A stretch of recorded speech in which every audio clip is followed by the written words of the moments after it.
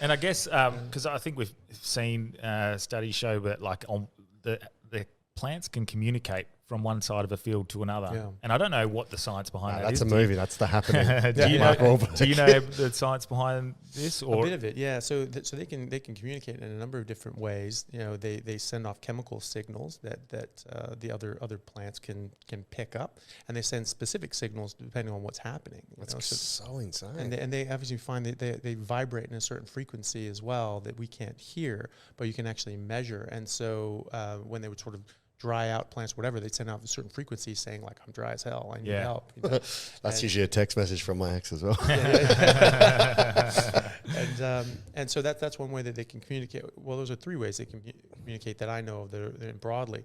They can send off chemical signals. So if you start cutting them, or like an insect starts eating a certain plant, they'll start sending off chemicals, and they'll start producing more toxins specific to that insect, right? Because they can tell by the frequency and the vibration of the chewing, which is pretty crazy. It's awesome. And they can send off a specific signal to the rest of the plants, and those other plants start making more toxins against like aphids or something like that. Like, oh Christ, they're back again. We'll make more of these things.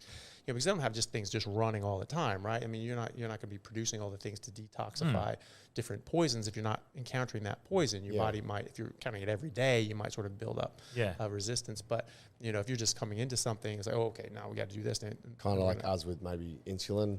Straight after we eat something, our body will produce it. So like the plants. Well, that's actually a very good example, because if you don't eat carbohydrates for a very long time, you don't produce a body of insulin to be ready for that next hit of carbs, right? So that's why people say that if you go keto, you actually get insulin resistance. Total garbage.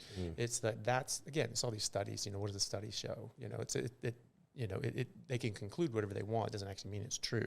Yeah. And so what that study was they looked at your glucose tolerance. Like they give them a can of soda, and then they look at their glucose and their blood sugar, and it goes way up. Oh, it's because they're insulin resistant. Well, there are other things that can actually do that besides insulin resistance. And one of them is they haven't preloaded their insulin, right? So in fact, they're actually more sensitive to insulin because, you know, they haven't built up this resistance. It's just, it takes a bit of time for them to produce that insulin. Whereas if you do that for a couple of days, their body goes, okay, this idiot's eating carbs again. And so you actually starts preloading insulin.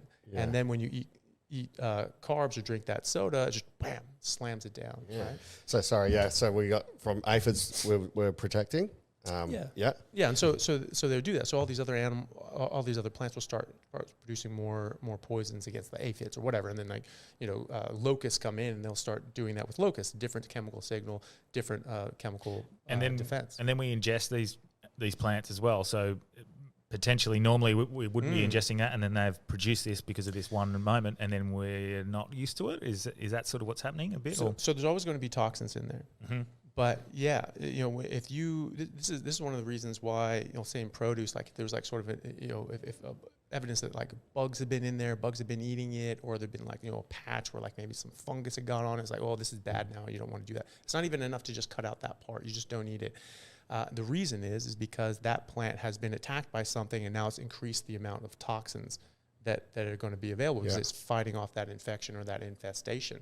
And so they are more harmful at that point. And we've known this for hundreds of years, that you don't do that, maybe even thousands. I mean, this has been passed down by folklore and stuff like that. So that's why. And that's why Jeffrey Dahmer would never bring anyone home that had the flu.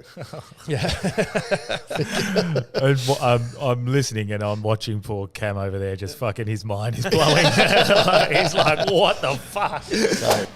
Hey hard yarners, hope you liked that clip. If you would like more clips like that, click here. If you want to watch the full episode, click here.